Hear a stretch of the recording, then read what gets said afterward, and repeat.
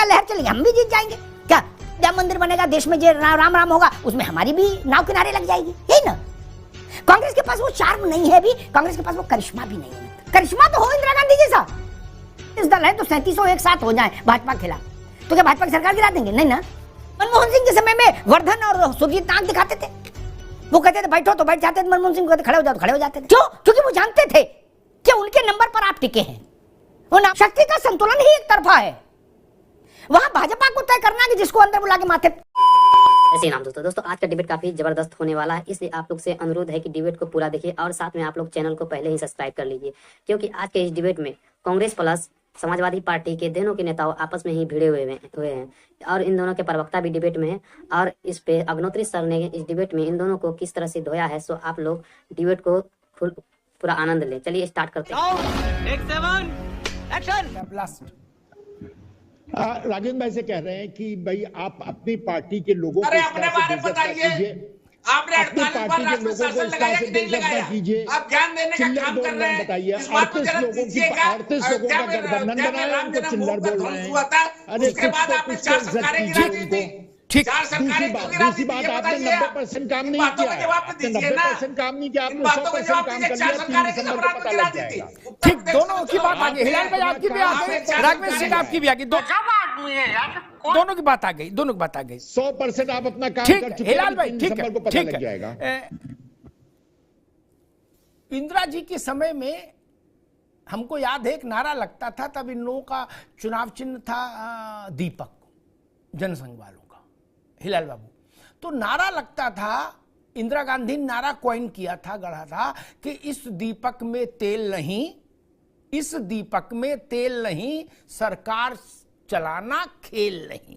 और अभी तो रुको, क्लाइमैक्स अभी बाकी। ठीक, उस नारे को आज याद कर लो। उनने सरकार चला के दिखा दी, दोबारा जीत के आके दिखा दिया। क्या? बिना किसी टंटा के, देश में भी और देश के सबसे बड़े प्रदेश में भी। तो वो कसौटी तो खत्म हो गई मित्र, कि इस दीपक में तेल नहीं, सरकार चलाना खेल नहीं। दूसरे कांग्रेस के यूएसपी ये थी कि सारे भारत, ये भी नारा इंदिरा जी के समय का था, कि सारे भारत से नाता है, सरकार चलाना आता है। वो भी मिथक टूट गया कि भाई कांग्रेस के अलावा कोई सरकार नहीं चला सकता। क्या? बिना किसी ड्रामा के, नौटंकी के, इस्तीफा के, धमकी के, प्रेस कॉन्फ्रेंस के, बगावत के 10 साल सरकार चली गई लगभग देश की। हिलाल भाई नहीं, कांग्रेस के 2 ही तो मुद्दे थे इंदिरा जी जो लेके आई थी, कि एक तो इनको कोई देश में जानता नहीं और दूसरा दीपक में तेल नहीं है। उनने बता दिया कि तेल भी बहुत है और हम दीपक नहीं, पेट्रोमैक्स जला दिया पूरा। एक तो ये चीज ध्यान रखनी होगी।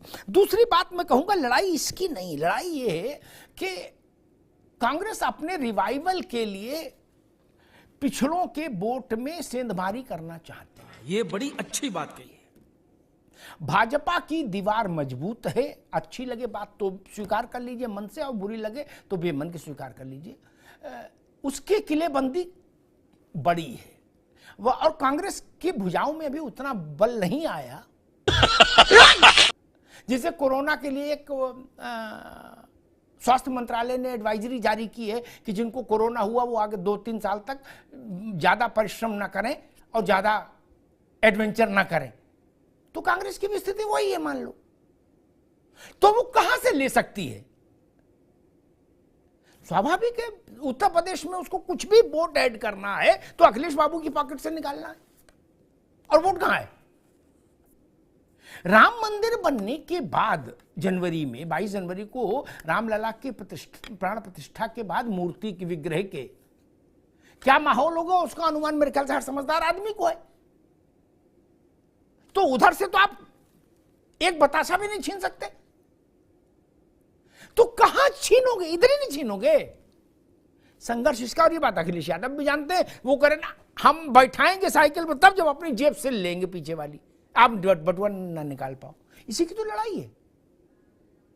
कांग्रेस का रिवाइवल, हिलाल भाई सच्ची बात है, कांग्रेस का रिवाइवल तभी हो सकता है जब ये तीसरी धारा की, तथाकथित तीसरी धारा की क्षेत्रीय पार्टियां पराभव में जाएं।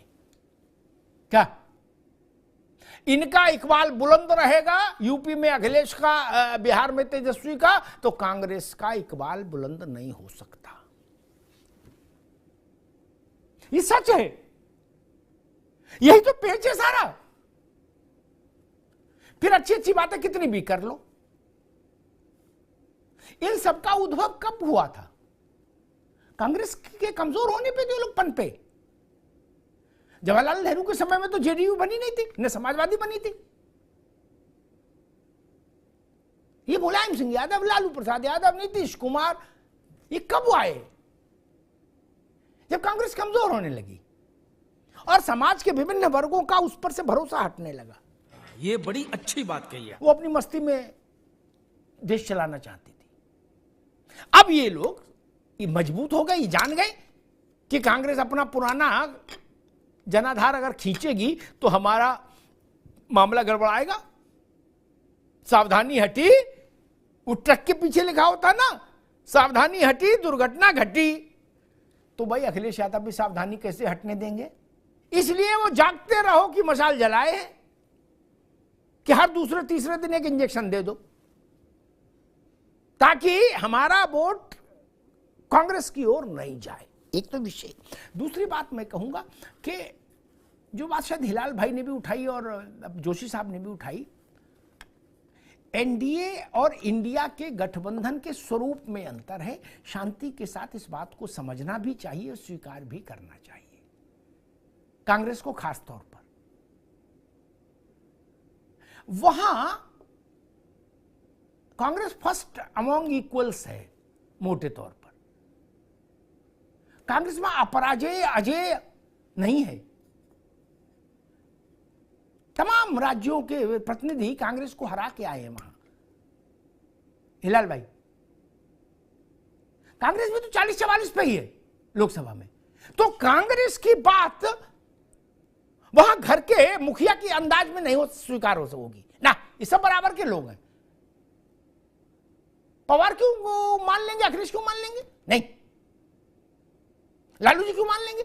मसला ये है। लेकिन बीजेपी के साथ एनडीए में जब आप जाते हैं, उसकी आप संरचना का अध्ययन अगर करेंगे, प्रोफेसर जोशी तो पॉलिटिकल साइंस के व्यक्ति हैं, वो इस बात को बेहतर समझेंगे, बोलेंगे नहीं कि समझेंगे। वहां 303 बीजेपी की अकेले की ताकत है। क्या वहां जो कुछ लोग उनसे जुड़े हैं वो बीजेपी के ही फोटो से, मोदी के ही फोटो से खुद भी नाव गंगा पार करेंगे। हिलाल भाई, ये अंतर है गठबंधन में, ठीक ना? ये बात सार्वजनिक तौर पर स्वीकार मत करिए, मैं मानता हूं किसी भी पार्टी के लिए संभव नहीं करे, लेकिन सच्ची बात है। वो इसीलिए तो एक बैठे कि इनका फोटो लगेगा, लहर चलेगी, हम भी जीत जाएंगे। क्या अयोध्या मंदिर बनेगा, देश में जो राम राम होगा, उसमें हमारी भी नाव किनारे लग जाएगी, यही ना? कांग्रेस के पास वो चार्म नहीं है भी, कांग्रेस के पास वो करिश्मा भी नहीं है मित्र। और जब था, इतिहास के विद्यार्थियों को पता होगा नकवी साहब, जब करिश्मा था आपके पास, तो इमरजेंसी के दौरान वामपंथी आपको सब इंदिरा गांधी को समर्थन दे रहे थे ना? करिश्मा तो हो इंदिरा गांधी जैसा। मनमोहन सिंह के समय में वर्धन और सुरजीत नाक दिखाते थे, वो कहते थे बैठो तो बैठ जाते थे, मनमोहन सिंह को कहते खड़े हो जाओ तो खड़े हो जाते थे। लिटरली वही लोग चला रहे थे सुपर प्राइम मिनिस्टर के तौर पर। क्यों? क्योंकि वो जानते थे कि उनके नंबर पर आप टिके हैं। वो नाम सावधानी हटी दुर्घटना घटी, भूतपूर्व हो जाएंगे। भाजपा उस खतरे और संकट से कोसों दूर है। क्या बताइए, एनडीए में 38 दल नहीं 48 दल हों हिलाल बाबू, कोई दल या कोई दलों का समूह ऐसा है उसमें से 10 दल भी एक साथ आ जाए, 20 आ जाए, या हम करें अगर 38 दल है तो 3700 एक साथ हो जाए भाजपा के खिलाफ, तो क्या भाजपा की सरकार गिरा देंगे? नहीं ना, नहीं ना। शक्ति का संतुलन ही एक तरफा है। वहां भाजपा को तय करना कि जिसको अंदर बुला के माथे टीका लगा दे वो गौरवान्वित होता है कि फोटो खिंचाई मोदी जी के साथ। नहीं, ये प्रैक्टिकलिटी है। ये ग्लैमर इंदिरा जी ने भी भोगा है, आप निराश नहीं हो। हाँ, सोनिया जी वगैरह ने भोगा, इंदिरा जी ने भोगा है, जवाहरलाल जी ने भोगा है। अब वो वक्त चला गया, वो दिन हवा हुए जब पसीना गुलाब था, लेकिन कभी था। तो ये नेता ऐसा था कि जो कि विकास पे काम ना करके बल्कि लोगों को धर्मों के बीच में उलझाए रहते हैं। आई होप कि आज का डिबेट आप लोग को पसंद आएगा। अगर पसंद आए तो एक लाइक एंड चैनल को सब्सक्राइब कर लीजिएगा। चलिए मिलते हैं कोई नेक्स्ट डिबेट में, तब तक के लिए जय हिंद, जय भारत, वंदे।